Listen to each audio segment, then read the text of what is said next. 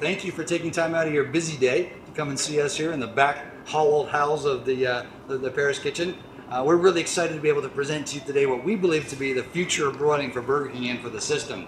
We've got a great opportunity today to introduce to you and give you a hands-on demonstration of both the new Duke Flexible Batch Broiler, the FBB, and the new Nieco MPB94 broiler.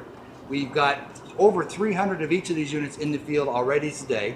And they've been out there as long as 3 years, so we have a very high degree of confidence in how well these units are performing in the field, how reliable they are, what they do from a capacity standpoint. So today I want to take the next 15 minutes and make sure that we give to you as many facts as possible, so when the time comes for you to make that purchase decision, you'll have all the facts at your disposal to say, for my particular application, I can make the right decision. So that's our goal for us today. Having been in the equipment business just about my whole life, and have been through many introductions of products, I have to tell you that this is one of the most interesting, smoothest, most successful, less troublesome products that I have ever been involved with introduction. I'm so proud to put our name on either one of these broilers, and I think at the end of the day today, you'll have a real good understanding of whether it means the Chevrolet or the Chrysler for you as you move forward, and I think that's our goal for us today. So we're going to talk about two main things today that are really important in your decision. Capacity is one of them, energy is another one, as well as the features and benefits of that. So with that, I'll say, ready, set, go, and we'll have our cooks begin to go through this for us. So both guys are going to go into the meat well freezer, and one of the key factors for every load that you do, no matter what the broiler is, you still have to get the patties out of the meat well. You have to separate the patties as key. And Tim is going to load the flexible batch cooker just by laying 2 rows of product across the loader tray. Now, flexible batch broiler, why is it called a batch broiler? Well, Tim's going to load a full batch of product into the loader. So he's going to load 8 Whoppers onto the tray, and he's going to then insert the tray into the broiler, the full batch. The irony of that, of course, is if I put a full batch into the broiler, and what happens at the end of the cook cycle? I get a full batch out of the broiler. That's a really critical thing to think about as you move forward. So Tim's going to be ready now. He's going to load the broiler. It's a simple goes in, goes out drawer, and then he presses the button. So the operation is familiar to the crew members because it's just like a fryer. I drop my basket, I press my button. I load my broiler, I press my button. So he's the same now, and he's going to take the opportunity of this time that he's got to be able to prep the next load, because from a capacity standpoint, it greatly enhances the ability of the broiler to match high capacity when it's always cooking. No downtime. So he's prepping because the tray itself is very cold, so he doesn't have to worry about the patty starting to cook or melt that's on there. They can spend that 2 minute, 1 minute 50 cycle time on the tray. So he's going to load that second tray, and then he's going to be ready to go. When that first batch dispels from the broiler and the red light goes out, then he's ready to roll with that. So that's the batch concept. Now, some of you that might have seen the 9025, 9015, may have that in your restaurant, will be very familiar with this loader for the MPB94. It's an automatic loader. Basically what happens is Mark has done the separation of the patties. He's loaded a stack of product onto the automatic loader, and then the broiler takes over. The broiler starts to inject 1 patty at a time into the broiler. There also is on this unit a flexible loader as well, which is kind of a batch loader because you see Mark has loaded 2 products 2 lanes wide, and that allows him to get through that product faster. Now he has to, of course, make sure that the chamber is empty, and he changes the product setting. So for example, I have the ability to run Whoppers or burgers all the way across if my capacity demanded that kind of capacity. But when I flip my product from an Angus to a Whopper, I have to make sure the chamber is cleared as I change that the cavity speed. So Tim has happily moved out his first batch of Whoppers, and he has a full pan of Whoppers, and the burgers are already loaded in the second round. So he's now going to prep his last load, which is the Angus load. As I look now at the Nieco board, the Nieco has just dropped its first Whopper and its first burger. So you might say to yourself, my gosh, that's amazing, the difference. I've got a full batch of the Whopper out of the FBB broiler, and I haven't got a pan here that I can pull yet. Well, good news, bad news. The good news is I have my pan of Whoppers. The bad news is I have to wait 2 more minutes before my burger falls. And I have to wait another 4 minutes before my thick burger or my Angus falls. So I have a 6-minute period before I can load Whoppers again. It's critical then in your restaurants that you make sure that you have adequate PHU space in the restaurant to last through that 6-minute period. Now this broiler has done $800 hours all day long without addition of any PHU capacity. So with your initial capacity you've got in your restaurant now with your 8 slots, you'll be able to do $800 hours all day long. So not an issue. By adding more PHU capacity to the restaurant, we've been able to do up to $1,100 hours with this broiler and the capability that it's got. In a typical test, in a test lab environment, running a mix of Whoppers and burgers, this unit has done about 270 patties per hour. So pretty high capacity. To give you a sense, a typical $800 hour is somewhere around 45 Whoppers, 200 burgers, 4 Angus, and 7 tender grill in a typical hour. So this will do a typical hour very easy. Again, 800 hours all day long without an issue.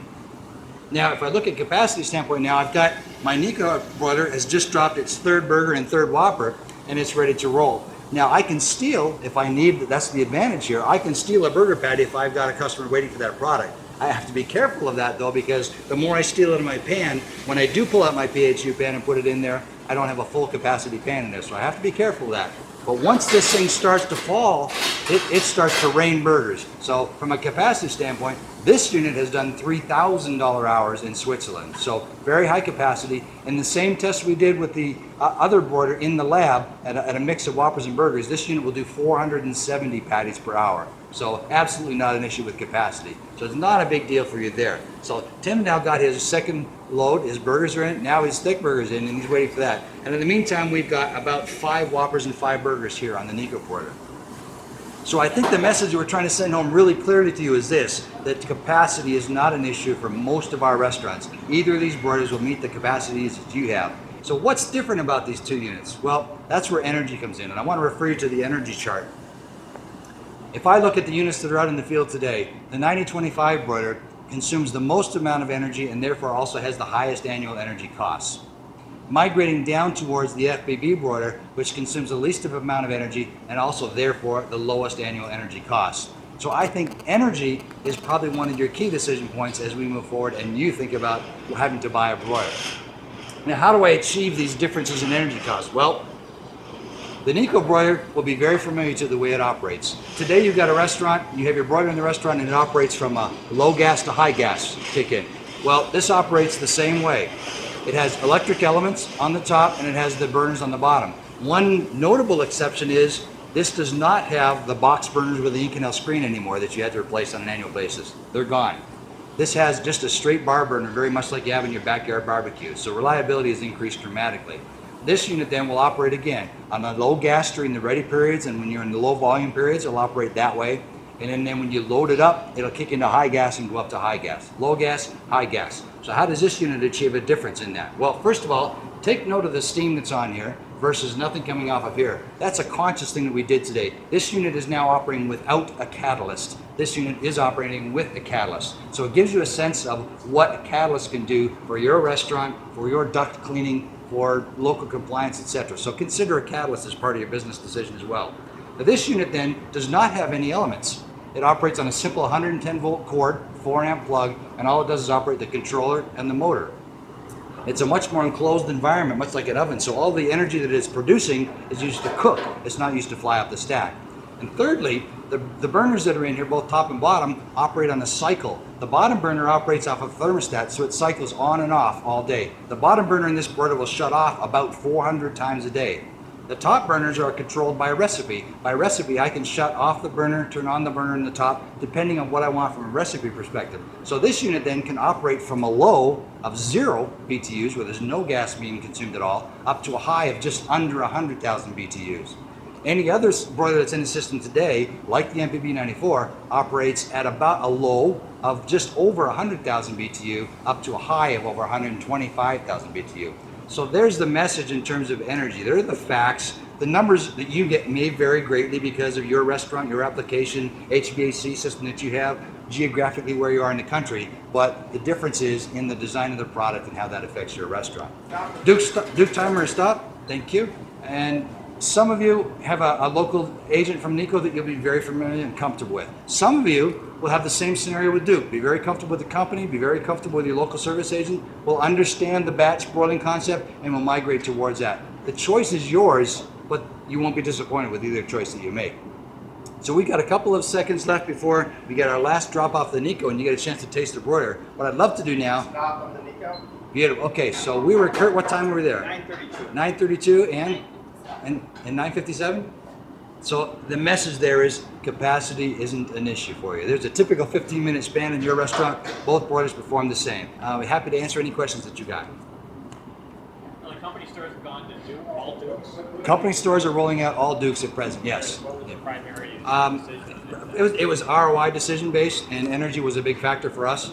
We found a couple things in our company restaurants where we had all 9,000 series broilers, many 9025 broilers. We found one big energy savings from the broiler itself, but also we found energy savings from the overall HVAC system. We had some restaurants that we joke a little bit that the air conditioner actually turned off during the course of the day because there wasn't that much heat being produced anymore.